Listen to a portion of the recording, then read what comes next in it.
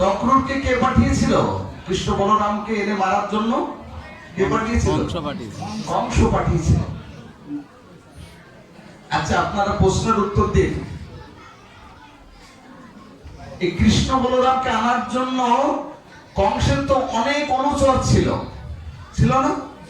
অনেক অনুচর ছিল এবং শক্তিশালী ছিল আর অনেকে, চানুর মুষ্টিক থেকে শুরু করে অনেকে শক্তিশালী অনুচর ছিল।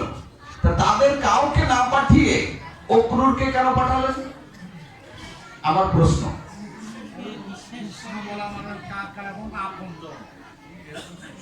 সাধু তো এই জন্য আপনজন বলে নয়, বলছে অক্রুর হচ্ছে সাধু মহাত্মা। বলছে মহাত্মারাই একমাত্র ভগবানকে আনতে পারে। কারা আনতে পারে? এই জগতে ভগবানকে কারা আনতে পারে? যারা প্রকৃত মহাত্মা, সাধু। সাধুর দ্বারাই ভগবান আনা যায়, ওষুধের দ্বারা ভগবান আসবে? হ্যাঁ, অদ্বৈত ঠাকুর মহাপ্রভুকে নিয়ে এসেছিলেন। হ্যাঁ, কারণ সাধুই আনতে পারে ভগবানকে, কারণ ভক্তের ডাকে ভগবান আসতে বাধ্য। দেখুন কংসের কি বুদ্ধি, বুদ্ধির প্রশংসা করা উচিত। যে তিনি দেখলেন যে অক্রুরকে না পাঠালে কিন্তু কৃষ্ণ বলরাম আসবে না, কারণ অক্রুর হচ্ছে শুদ্ধ ভক্ত, ভালো ভক্ত। আবার এদিকে কংসের কথাও অক্রুর ফেলতে পারে না। কেন? কারণ কংস হচ্ছে তৎকালীন সময় মথুরার রাজা। রাজার কথা কে ফেলবে? তার ফেলার কায়দা আছে? অক্রুর অনেক কথা বোঝালেন কংসকে। বললেন যে আপনি কৃষ্ণ বলরাম কানতে বলছেন, ঠিক আছে আমি আনবো, কিন্তু মানুষের দুঃখ কখন হয়? সে যখন নিজে ডেকে আনে। আপনার কপালে সেটাও হতে পারে। ওই যে একটা কথা আছে না, খাল কেটে কুমির আনা। হ্যাঁ, বলছে আপনি আনতে পাঠাচ্ছেন, আমি আনতে যাচ্ছি, কিন্তু মানুষের দুঃখ কিন্তু নিজেই ডেকে আনে। যার মৃত্যু কিন্তু সে নিজেই আহ্বান করে ডেকে নিয়ে আসে, ঠিক কিনা? যেমন ব্যাংক কি করে? গ্যাগো, তাতে মৃত্যুদূত সাপ তাড়াতাড়ি চিনতে সুবিধা হয়ে যায় যে ওখানে আমার খাবার অপেক্ষা করছে। মানে মৃত্যু কিভাবে আমরা নিজেরা নিজেকে ডেকে আনি, তার একটা বাস্তব প্রমাণ দিই। একদিন ব্যালদেব তার দাদুর কাছে জিজ্ঞাসা, দাদু তোমার কি মনের অভিলাষ? তখন দাদু বলছে, দেখো ব্যাসদেব, আমার একটা মনের অভিলাষ কি, আমি জগৎ থেকে মরতে চাই না, আমি সারা জীবন বেঁচে থাকতে চাই। তো তুমি তো যমরাজের নিজজন, সাক্ষাৎ কথাবার্তা হয়, ভগবানের সাথেও কথা হয়, তারপরে আবার সবার সাথে তোমার লিঙ্ক আছে। তো তুমি যদি একটু যমরাজকে বলে দিতে যে আমার দাদুকে একটু এবারের মতো ছেড়ে দাও, কোনো মরতে চায় না, এটা তার অভিলাষ। তো ব্যাসদেব দেখছে দাদু এত করে বলছে, ঠিক আছে যাই একটু রিকোয়েস্ট করি, একটু অনুরোধ করে দেখি। এবার ব্যাসদেব দাদুকে নিয়ে ব্যাসদেব কোথায় গেলেন? জমালয়ে। জমালয়ে কার কাছে গেছে? যমরাজের কাছে। যমরাজের কাছে। যমরাজ কিন্তু অভক্তদের জন্য, আর ধর্মরাজ হচ্ছে ভক্তদের জন্য। একজনের দুটো নাম, একটা ধর্মরাজ আর একটা যমরাজ। তো যমরাজ কাদের জন্য? অভক্তদের জন্য, আর ধর্মরাজ ভক্তদের জন্য। এজন্য ভক্তরা কখনো যমরাজকে যমরাজ বলে না, বলে ধর্মরাজ। বুঝতে পারছেন? এরকম ব্যাসদেব গেছে ধর্মরাজের কাছে, গেলে রিকোয়েস্ট করছে যে আমার দাদু তো মরতে চায় না, তারপরে একটু ফাইলটা খোলেন, খুলে দেখেন কি অবস্থায় আছে, একটু পুরো বাঁচিয়ে দেওয়া যায় কিনা। তখন যমরাজ বলছে, দেখো ব্যাসদেব, এই হিসাব কিতাব তো আমার কাছে থাকে না, থাকে কার কাছে? চিত্রগুপ্তর কাছে। আমি হেল্প করতে পারি, চলো যাই। তখন যমরাজ, ব্যাসদেব আর সে দাদু মিলে কার কাছে গেছেন? চিত্রগুপ্তের কাছে। এবার চিত্রগুপ্তের কাছে গিয়ে যমরাজ বলছেন, ধর্মরাজ বলছেন যে একটু দেখুন তো, ব্যাসদেব দাদু তো মরতে চায় না, কি পরিস্থিতিতে আছে একটু খাতা খুলে দেখুন তো। খাতাটা খুলছে চিত্রগুপ্ত, খোলার পরে দেখে না আপনার দাদু তো মৃত্যু নেই, এবার দাদু তো খুব নাচতে শুরু করছে, বিশাল নৃত্য করছে, বলছে তো কাজ হয়ে গেছে, আমার তো মরণ নেই। এবার চিত্রগুপ্ত আবার দেখছে যে কর্নারের দিকে কি যেন একটু লেখা আছে, একটু থামেন থামেন থামেন থামেন, দাঁড়ান দেখি কি লেখা আছে একটু দেখি। এবার একেবারে নিচের দিকে তাকিয়ে দেখে যে লেখা আছে, যেদিন ধর্মরাজ, ব্যাসদেব এবং চিত্রগুপ্ত একত্রিত হবে সেই দিনই দাদু মারা যায়। তো তিনজন কি হয়েছে, এক জায়গায় হয়েছে না? আর দাদু এক লাফ দিচ্ছে, পরের লাফেই পড়ে যায় শেষ। তাহলে কি আমাদের মৃত্যু আমরা নিজেরা আহ্বান করে নিয়ে আসি না? হ্যাঁ, ও তো লেখা ছিল যে তিনজন একত্রিত না হওয়া পর্যন্ত জীবিত থাকবে।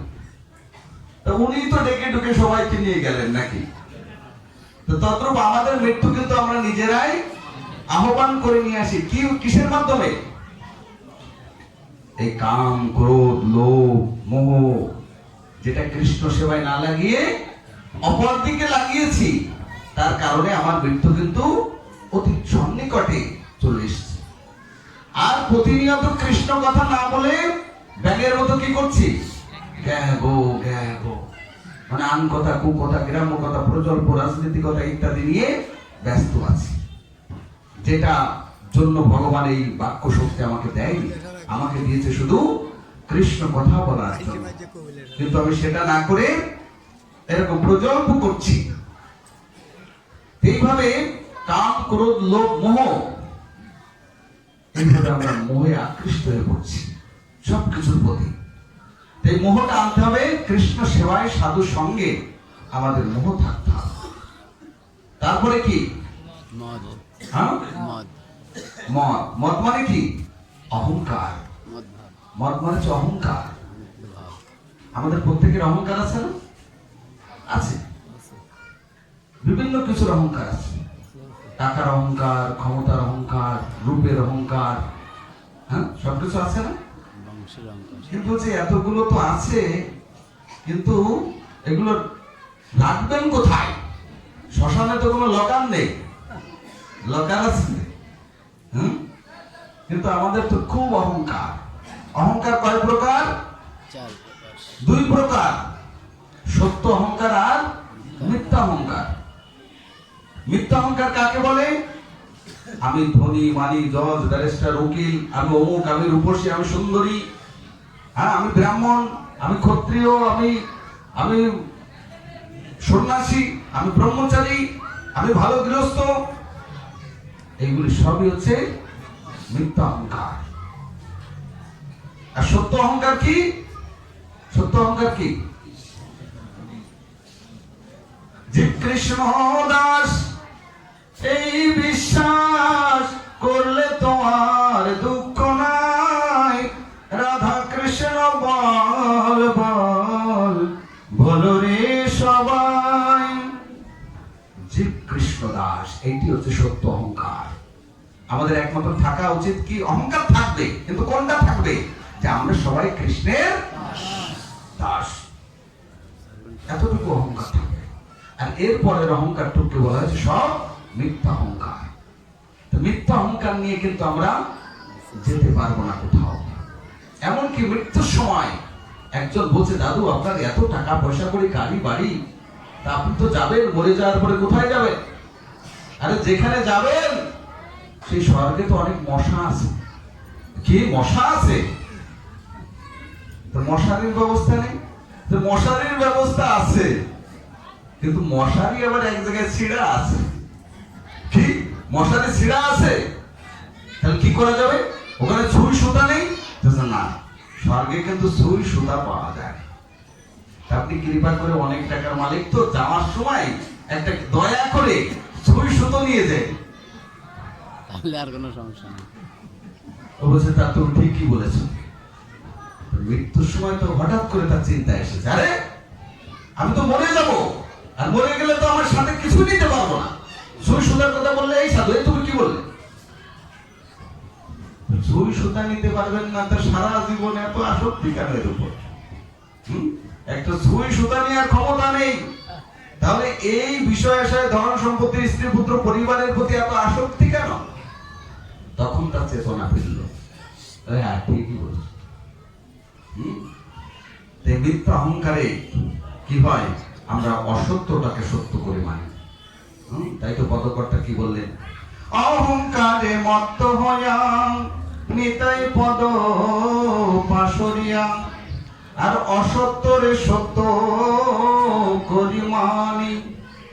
যখনই আমাদের এই মিথ্যা অহংকার গুলো চলে আসে, তখন সত্যটা মিথ্যা বলে প্রতিবাদ হয়, আর মিথ্যাটা সত্য বলে প্রতিবাদ হয় আমাদের কাছে। হ্যাঁ, এই জন্য সমূলে আমাদের এই অহংকারকে কি করতে হবে, শুধু কৃষ্ণ দাসত্ব রূপে সত্য অহংকারে অধিষ্ঠিত হতে হবে, তবে আমাদের অহংকার যথার্থ হবে।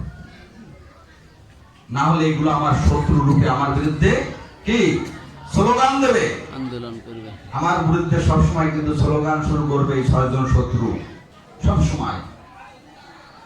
এই কাম, ক্রোধ, লোভ, মোহ, মদ, আর লাস্টে কি আছে, মাৎসর্য। এটি সবচেয়ে খতরনাক, এটি সবচেয়ে খারাপ।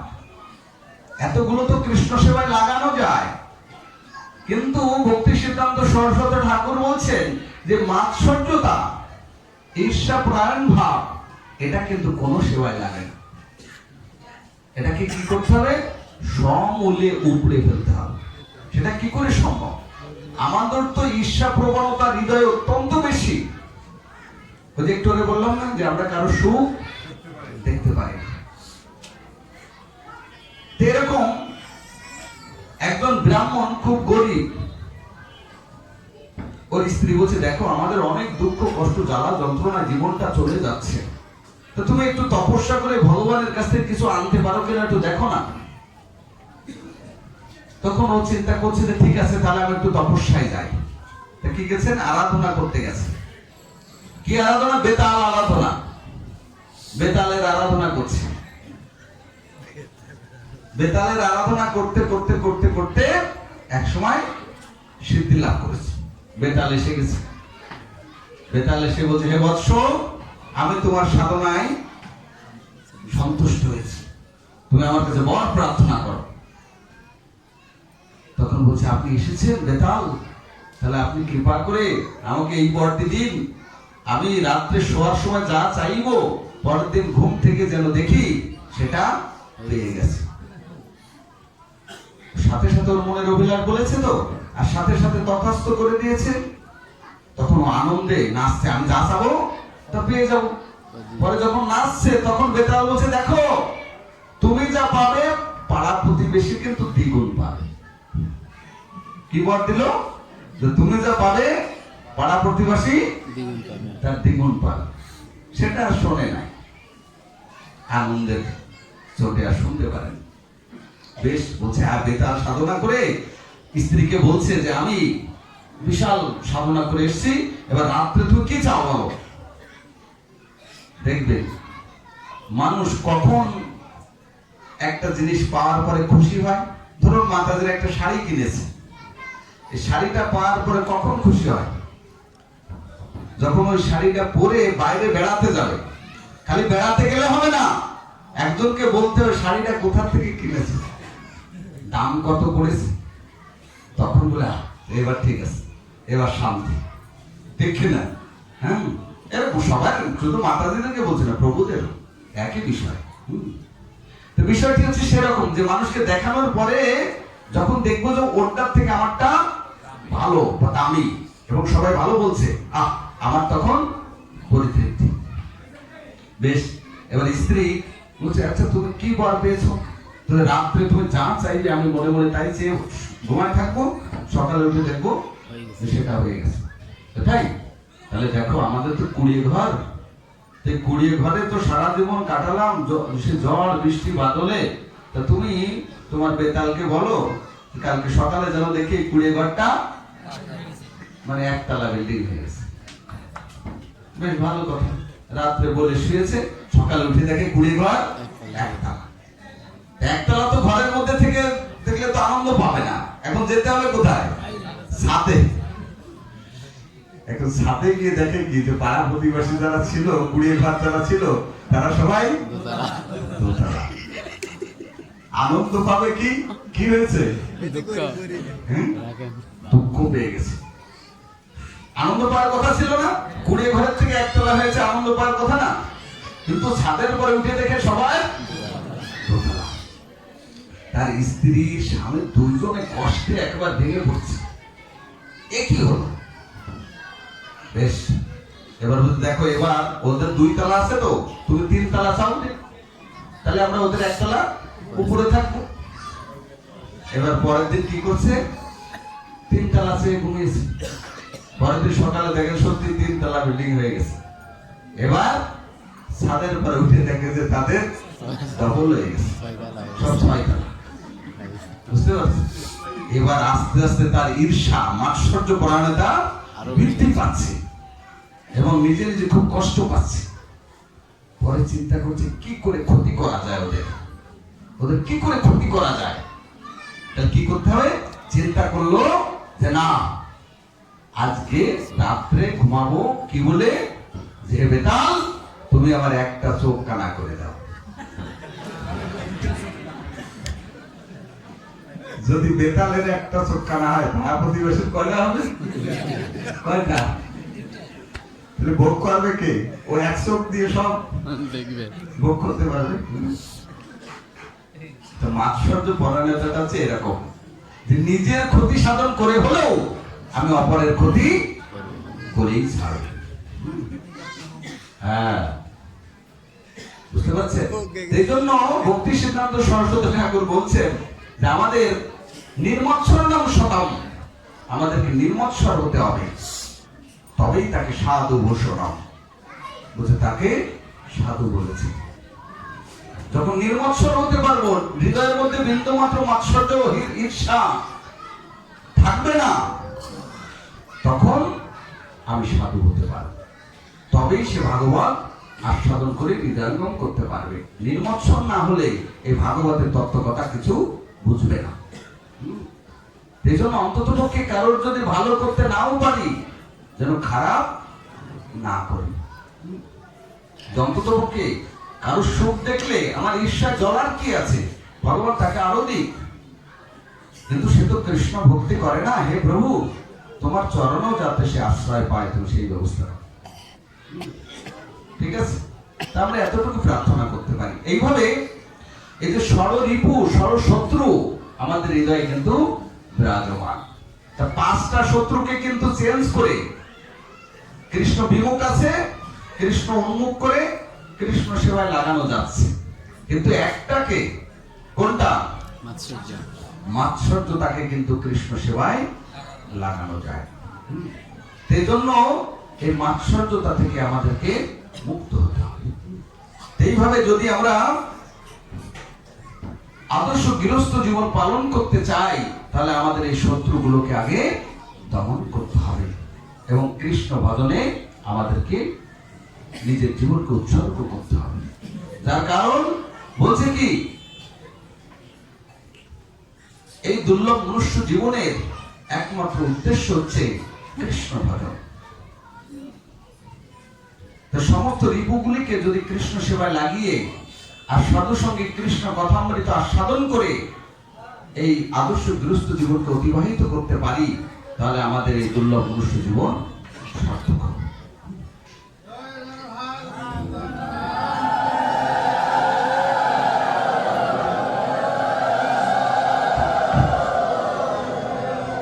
যাই হোক, আমরা আদর্শ গৃহস্থ জীবনের কথা আলোচনা করছিলাম। আমাদের আদর্শ গৃহস্থ হতে গেলে ভক্তিবিনোদ ঠাকুর বলছেন যে আদর্শ গৃহস্থ মানে তোমার সমস্ত ইন্দ্রিয়গুলিকে কন্ট্রোল করো, সমস্ত শত্রুগুলোকে বশীভূত করো, করে কি করো? যথার্থ কৃষ্ণ সেবায়, কৃষ্ণের পরারবিন্দায়, আমাদের কৃষ্ণ চরণে আত্মনিবেদন করতে পারি। আত্মনিবেদন করলেই শুধু হবে না, আমি কালকে বলেছিলাম যে আদর্শ গৃহস্থ জীবনের কিন্তু অনেক দায় দায়িত্ব, অনেক দায় দায়িত্ব। ভক্তিবিনোদ ঠাকুর তৎকালীন সময়, আজ থেকে 200 বছর আগে, তিনি ডেপুটি ম্যাজিস্ট্রেট ছিলেন, তিনি বৈষ্ণব সমাজের চূড়ামণি, তিনি সরকারের, তৎকালীন সরকারের তিনি ডেপুটি ম্যাজিস্ট্রেট ছিলেন। তা তিনি বলেছিলেন যে আদর্শ গৃহস্থ জীবন কাকে বলে। উনি অফিস সেরে এসে আপনারা জানেন কৃষ্ণনগর টু মায়াপুর, আপনার বদরুম দ্বীপ যেটা স্বরূপগঞ্জ, এই পর্যন্ত তখন ব্রিটিশ সরকার একমাত্র ভক্তিবিনোদ ঠাকুরের জন্য রেল লাইন করে দিয়েছিলেন, তার অফিসে যাওয়ার জন্য। একমাত্র রেল লাইন, শুধু উনার চলাচলের জন্য রেল লাইন করে দিয়েছিলেন ভক্তিবিনোদ ঠাকুরের জন্য। এবং তিনি পরম বৈষ্ণব। বলছে যদি ষড় গোস্বামীর পরে যদি অন্য কোনো গোস্বামীর নাম বসে, তাহলে এই ভক্তিবিনোদ ঠাকুরের নাম বলবে, কারণ তিনি এমন মহান বৈষ্ণব ছিলেন। তিনি আদর্শ গৃহস্থ জীবন পালন করে দেখিয়ে দিয়েছেন যে আদর্শ গৃহস্থ জীবন কাকে বলে। কিরকম? তিনি অফিস থেকে এসে তার স্ত্রী যে রন্ধন করতেন, তা সুন্দর করে গোবিন্দকে ভোগ লাগাতেন। ভোগ লাগিয়ে প্রসাদ হয়ে যেত, তিনি দরজায় এসে হাত দিয়ে ডাক দিতেন, হাত ছাড়তেন, তোমরা কেউ কি আছো অভুক্ত? তোমরা কেউ কি অভুক্ত আছো? কোন পশু পাখি কীট পতঙ্গ গাছপালা সবাইকে আহ্বান করত যে আমার ঘরে প্রসাদ হয়ে গেছে, তোমরা যদি কেউ অভুক্ত থাকো তাহলে আমার দ্বারে এসে কৃষ্ণ প্রসাদ গ্রহণ করো। এইভাবে যারা যারা ছুটে আসতো তাদের সবাইকে প্রসাদ দিতেন। পশু পাখি কীট গাছপালা মানুষ যেই আসতো সবাইকে প্রসাদ দিতেন। প্রসাদ দেওয়ার পরে যদি কিছু থাকতো খেতেন, না থাকলে উপহার দিতেন। গৃহস্থ জীবন মানে কি বুঝতে পেরেছেন? সমস্ত জীবের সেবা করবার পর তারপর তিনি দুটো প্রসাদ পেতেন। এটাকে বলে আদর্শ গৃহস্থ জীবন। এই কলিযুগে না আমরা আদর্শ ব্রহ্মচারী, না আমরা আদর্শ গৃহস্থ, না আমরা আদর্শ বানপ্রস্থ, না আমরা আদর্শ সন্ন্যাসী। তাহলে কি করা যাবে? তখন চৈতন্য মহাপ্রভু লাস্ট সিদ্ধান্ত দিলেন, একেবারে শেষ সিদ্ধান্ত মহাপ্রভু বললেন। কি বললেন? আমি সন্ন্যাসী নই, আমি গৃহস্থ নই, আমি বানপ্রস্থ নই, আমি ব্রহ্মচারী নই, আমি বিপ্র নই, আমি ক্ষত্রিয় নই, আমি বৈশ্য নই, আমি শূদ্র নই। আমি কে? আমি হচ্ছি গোপীর ভর্তা পদ কমলয় দাস অনু দাস অনু দাস অনু দাস। চৈতন্য মহাপ্রভু লাস্ট সিদ্ধান্ত বলছে আমি এইগুলোর মধ্যে কোনোটাই নই। আমি কে? আমি গোপীর ভর্তা। গোপীর ভর্তা কে? ভর্তা মানে স্বামী। গোপীদের স্বামী কে? কৃষ্ণ। সেই কৃষ্ণদের যিনি দাস, আমি ডাইরেক্ট তার দাস নই, আমি তার দাসের দাস।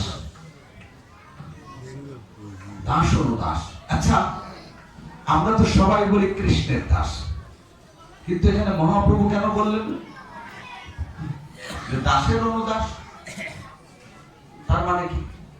তার মানে হচ্ছে এই চৈতন্য চরিতামৃতে বলছেন, যে না পূজে আমার ভক্ত পূজে আমায় মাত্র, সে দাম্ভিক সে নয় মোর প্রসাদের পাত্র।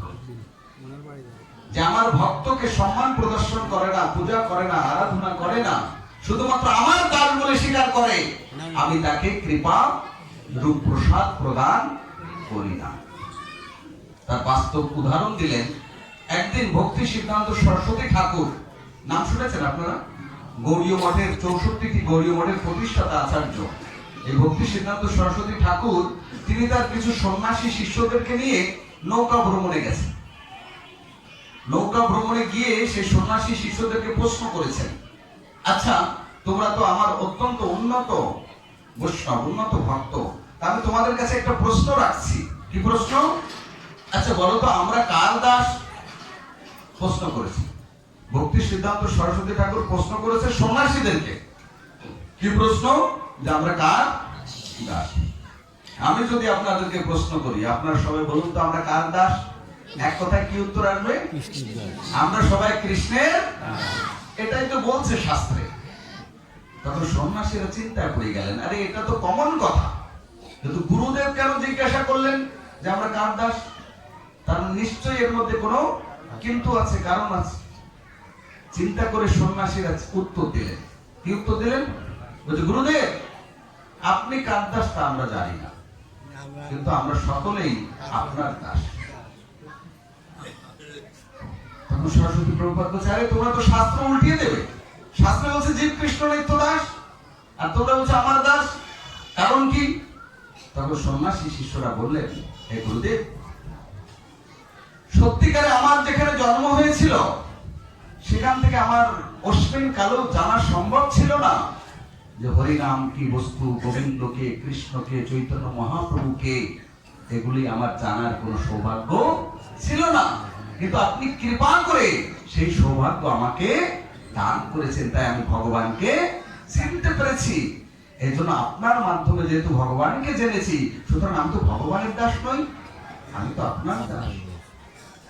ভক্তি সিদ্ধান্ত সরস্বতী ঠাকুর বলে যথার্থ বলেছে, এটি শাস্ত্রের সিদ্ধান্ত। চৈতন্য মহাপ্রভু সেটাই বলছেন যে ডাইরেক্ট যে বলে আমি কৃষ্ণের দাস, বুঝতে হবে যে তার মধ্যে অহংকার কাজ করছে। হ্যাঁ, অহংকার তখনই নির্মূল হবে যখন আমি তার দাসের দাস হয়ে কৃষ্ণ সেবা করার সুযোগ লাভ করবো। তখন আর অহংকার মাথা ছাড়া দিয়ে উঠতে পারবে না। এটি হচ্ছে সিদ্ধান্ত।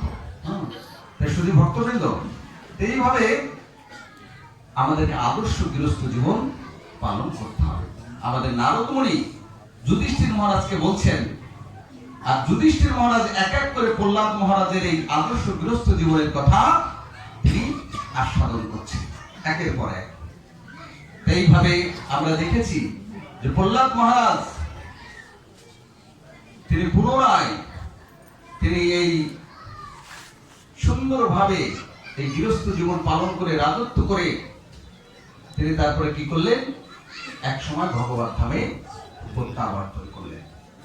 এইভাবে স্মরণের মাধ্যমে প্রহ্লাদ তিনি সেই গোবিন্দ পাদ পদ্ম তিনি আস্বাদন করে মৃত্যু অন্তে তিনি সেই ভগবত ধাম নিত্য গোলক বৃন্দাবনে তিনি ফিরে গেলেন। নিতাই গৌর প্রেমানন্দে হরি হরি।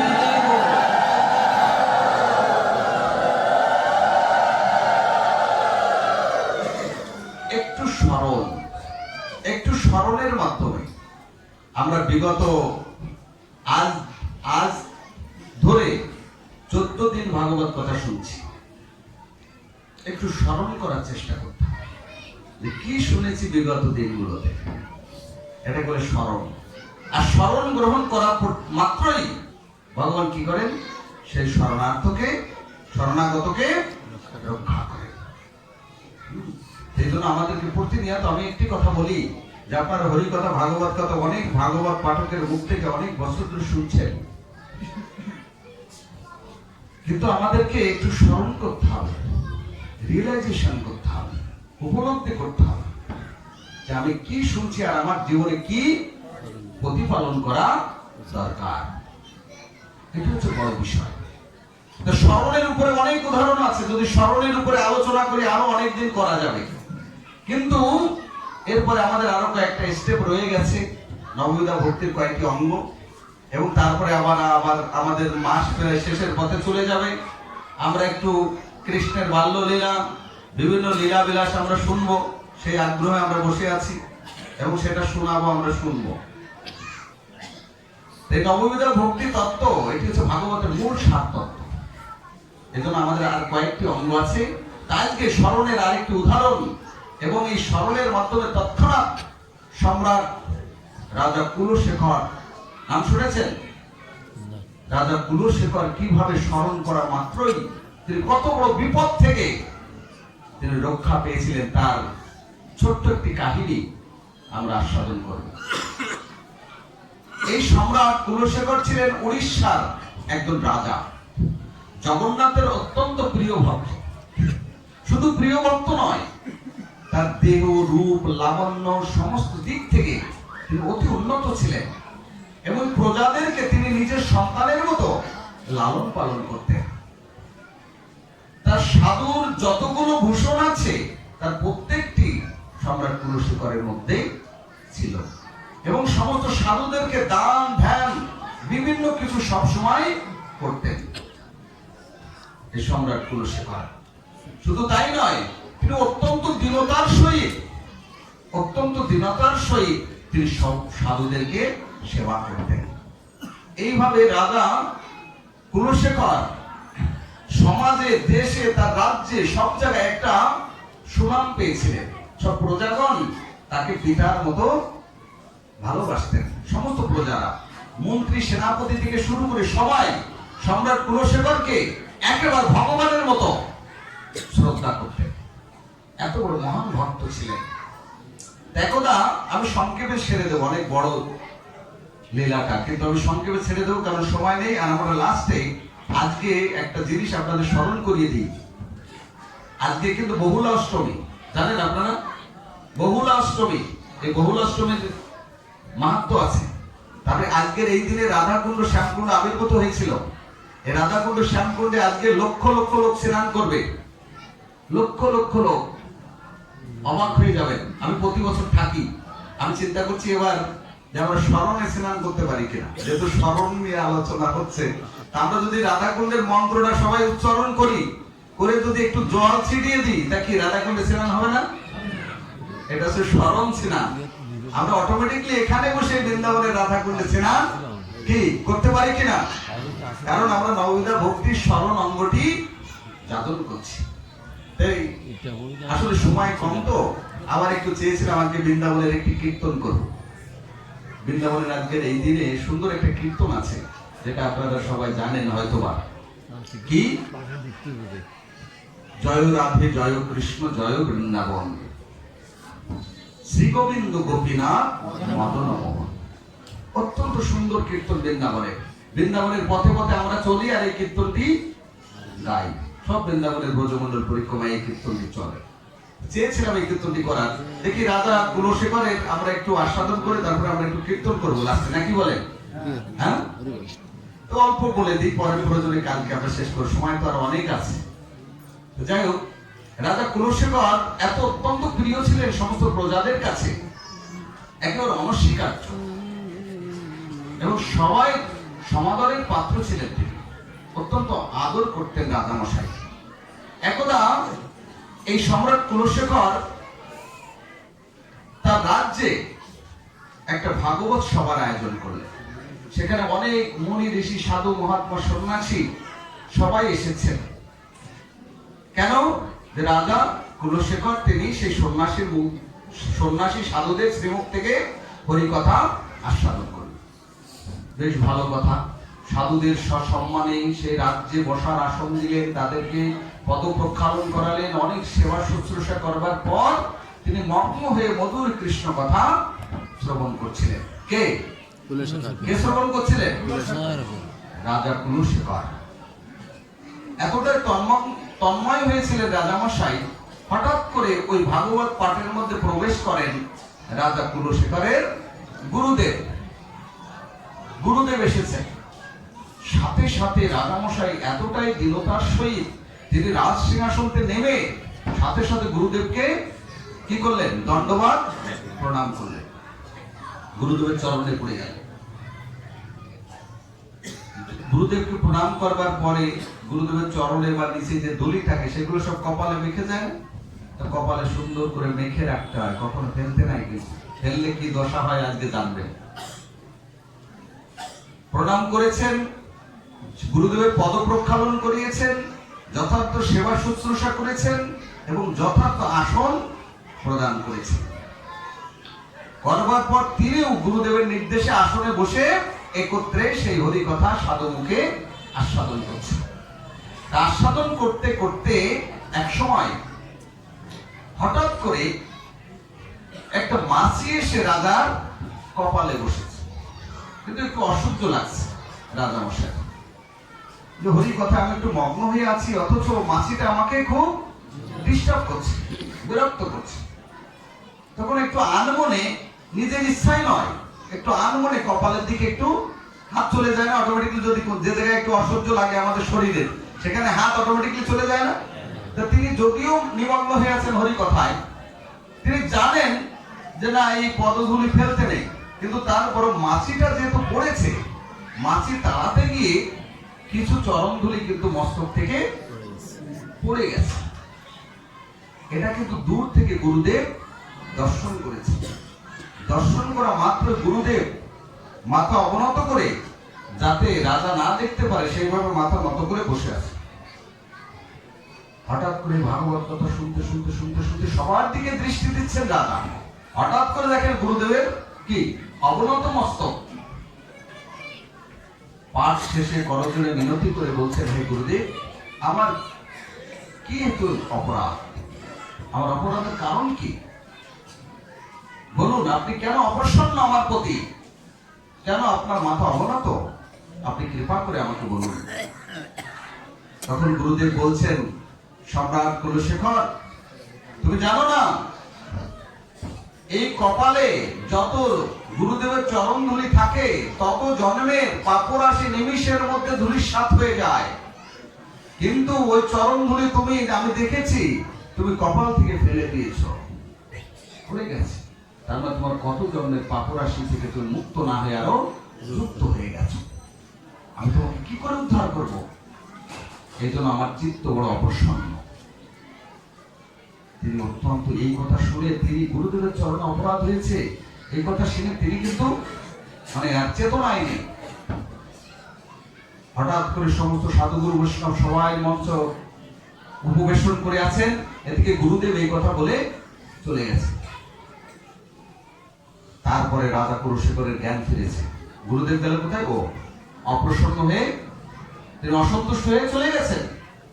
এবার সমস্ত ওই রাজসভায় যত মুনি ঋষি, যত সন্ন্যাসী, সাধু মহাত্মা ছিল, সবার কাছে বলছেন যে আমি জীবনে কখনো কোনোদিন কোন সাধু গুরু বৈষ্ণবের চরণে অপরাধ করিনি, জানতে অজান্তে। এখন আপনারা আমাকে বিধান দিন যে আমি কি করে, কিভাবে এই অপরাধের হাত থেকে মুক্ত হতে পারি। তখন সাধুরা অনেক শাস্ত্র গ্রন্থ দেখতে দেখতে দেখতে দেখতে এমন এক পর্যায়ে দেখলে যে এর শাস্তি মারাত্মক, বিশাল শাস্তি। তো কোন সাধুগুরু বৈষ্ণব যারা ছিলেন ওই সভাতে, কেউ বলতে সাহস করছেন না যে এইরকম প্রায়শ্চিত্তের যদি বিধান রাজামশাইকে দেই তাহলে রাজা তো শূন্য হয়ে যাবে, রাজা তো মারা যাবে, নিশ্চিত নির্ঘাত মারা যাবে। সুতরাং কেউ এই প্রায়শ্চিত্ত বিধান দিতে সম্মত হলেন না। তারপর সে ব্রাহ্মণ সন্ন্যাসীর দিকে করজোড়ে মিনতি করে বলছেন যে আপনারা কি আমার এই অপরাধের প্রায়শ্চিত্তের বিধান দিবেন না? কৃপা করে এই প্রায়শ্চিত্তের বিধান আমাকে দিন। যত বড়ই কঠিন প্রায়শ্চিত্ত হোক না কেন আমি অবশ্যই প্রায়শ্চিত্ত করবো। আমি সূর্যকে সাক্ষী রেখে কথা দিলাম। কাকে সাক্ষী রেখে?